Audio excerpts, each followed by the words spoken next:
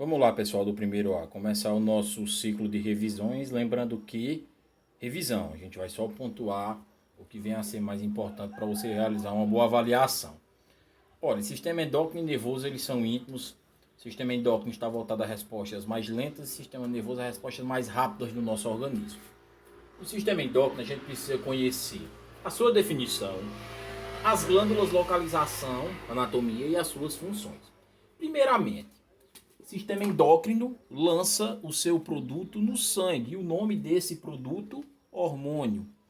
Eu tenho glândulas que são exócrinas, que lançam o seu produto fora da circulação, como mamária, lacrimal, sudorípara.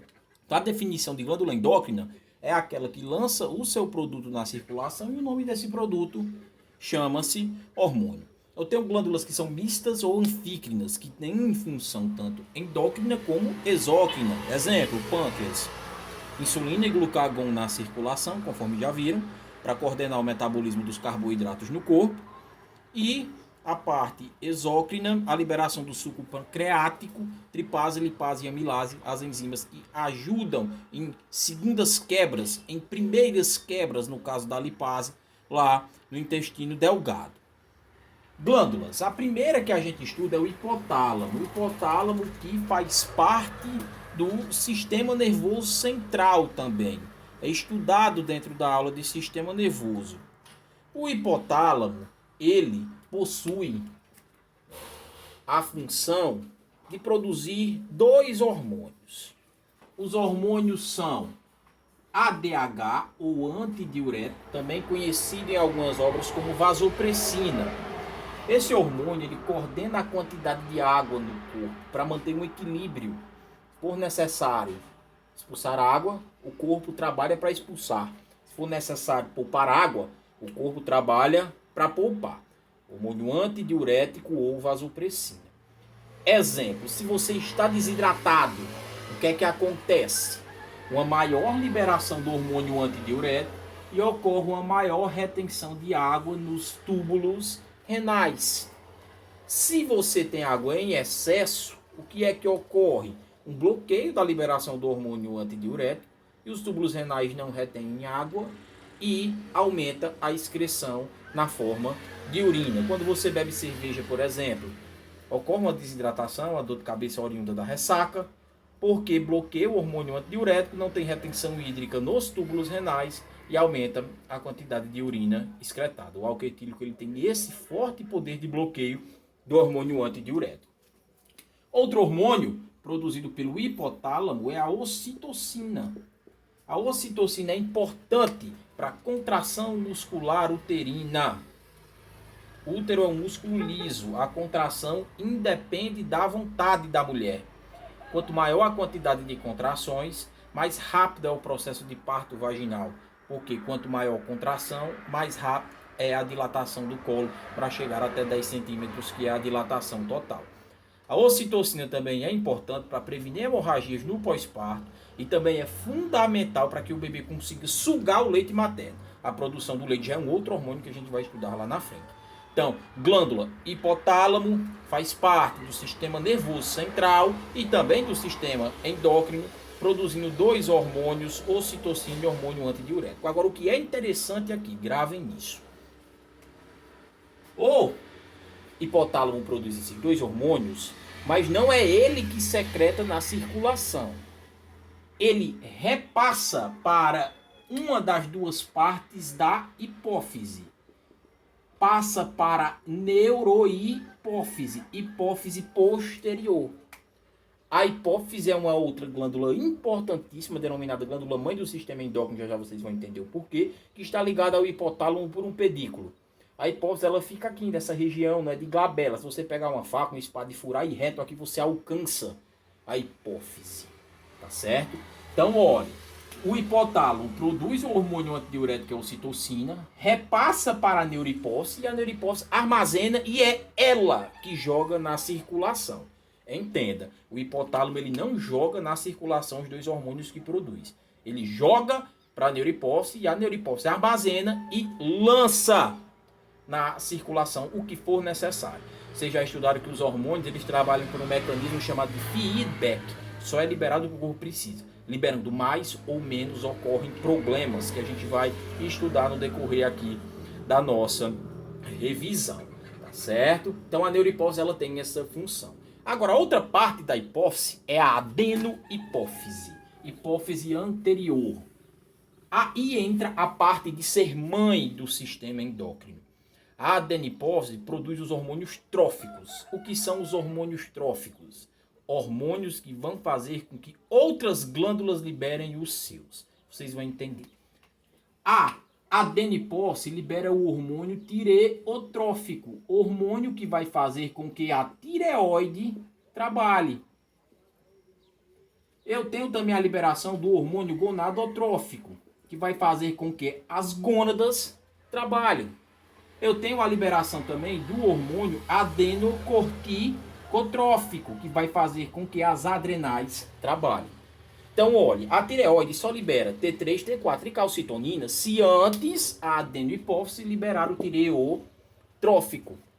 As gônadas, vamos lá, ovários, só liberam progesterona e estrogênio se antes o hipotálamo liberar o gonadotrófico.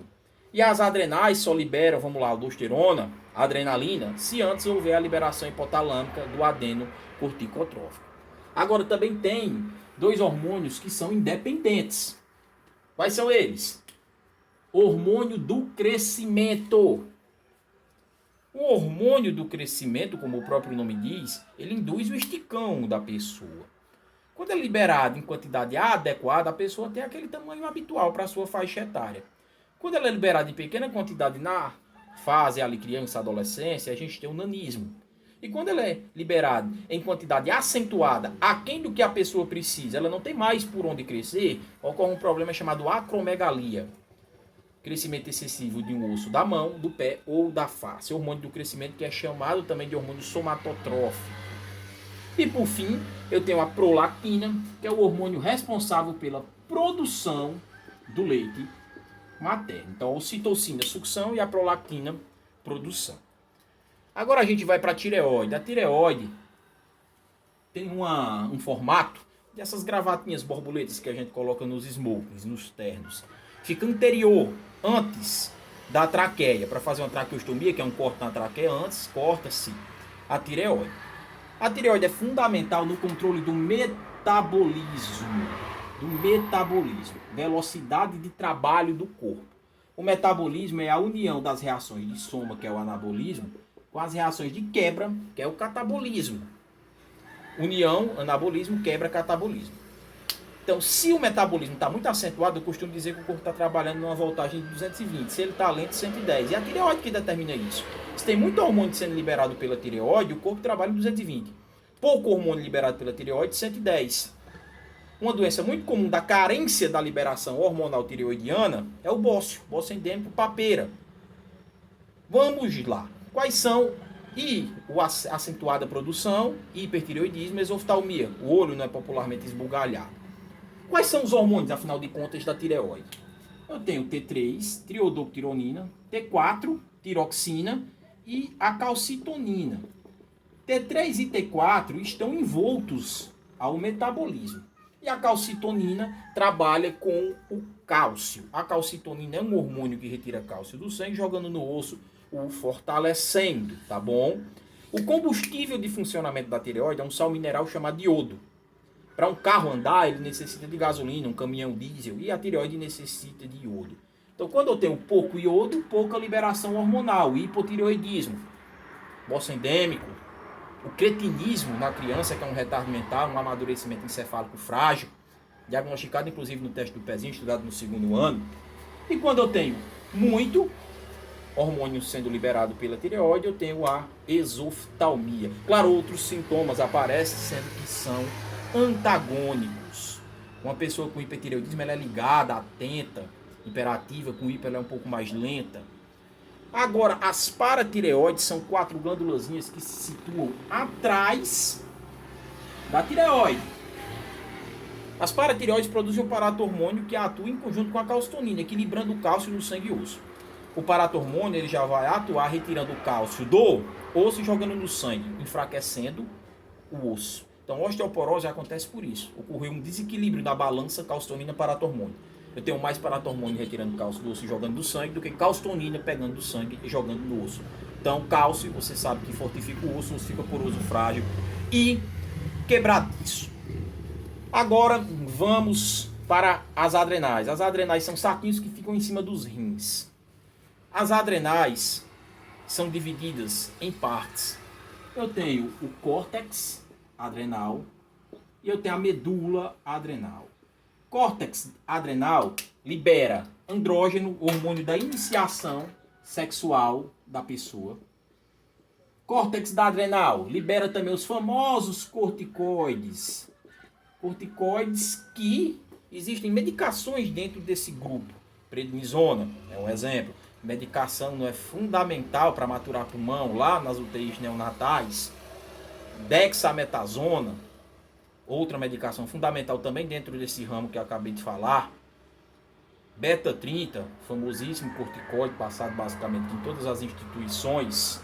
Corticoides que são medicações e hormônios que atacam processos inflamatórios, minimizam as suas respostas. Dor, rubor, edema, aumento de temperatura, perda de função. E eu tenho também aqui a aldosterona, que é um hormônio inimigo de quem tem pressão arterial alta. A aldosterona aumenta a reabsorção de água e sódio nos túbulos renais. Quanto maior a quantidade de água, maior a pressão. Quanto maior a quantidade de sódio, também maior a pressão arterial. Então, a aldosterona, para quem tem pressão arterial, a gente tem que bloquear a liberação no córtex adrenal. O captopril, conhecida medicação, ele trabalha exatamente fazendo isso. Inibindo a transformação de angiotensina 1 em angiotensina 2, que vai liberar em maior quantidade a aldosterona no córtex adrenal. E a medula, a famosa adrenalina, hormônio de lutar ou fugir, encarar uma situação de perigo ou não. A adrenalina é um hormônio que naturalmente sobe a pressão arterial. A adrenalina é um hormônio que naturalmente aumenta os batimentos cardíacos. A adrenalina é a primeira droga infundida no protocolo das paradas. Numa parada cardiorrespiratória não tem batimento cardíaco, então está 0/0 a minha pressão. Então eu tenho que subir a pressão arterial do paciente e subo com adrenalina. Já no cara que está infartando, no AVC, a pressão lá nas alturas, se administrar adrenalina para subir mais, a gente acaba por matar ali aquele nosso paciente. É tudo que a gente não quer. Vira essa boca para lá. Então tá aí a explicação das adrenais. Repetindo, em cima dos rins, saquinhos achatados, córtex e medula, córtex, andrógeno, corticoides, aldosterona, iniciação sexual da criança, função anti-inflamatória, aumenta a reabsorção de água e sódio nos túbulos renais, medula, adrenalina, lutar ou fugir, subir pressão arterial e também aumentar a frequência cardíaca. Vamos agora ao pâncreas. O pâncreas, que é uma glândula mista, função endócrina e exócrina ao mesmo tempo. Só que é sistema endócrino, então a gente vai estudar a parte endócrina, liberação hormonal na circulação. Eu tenho três hormônios, na verdade, estudados. O foco aqui serão dois. Insulina, glucagon. O outro, a título de curiosidade, é a balança somatostatina. Veja bem, a insulina é liberada pelas células beta, endócrina pancreática, ilhotas de Langerhans, e o glucagon pelas células alfa. A insulina é um hormônio que une glicoses, une carboidratos, para formar uma reserva de energia chamada de glicogênio.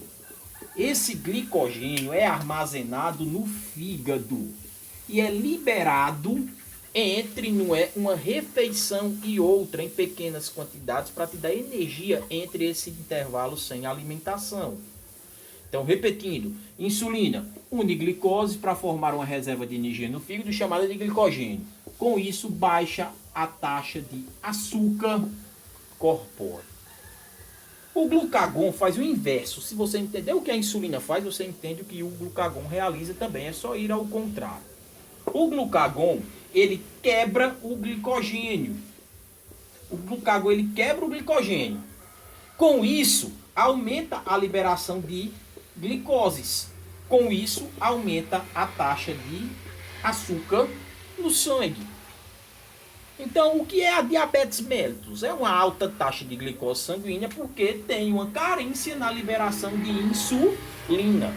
Diabetes 1, ela é genética, não produz insulina de jeito nenhum, o tratamento é com insulinas regular, NPH injetáveis. E diabetes 2, ocorre o quê? Uma produção insuficiente de insulina pelo corpo ou a resistência à ação do hormônio. Ele não está conseguindo agir onde deveria agir, tá certo?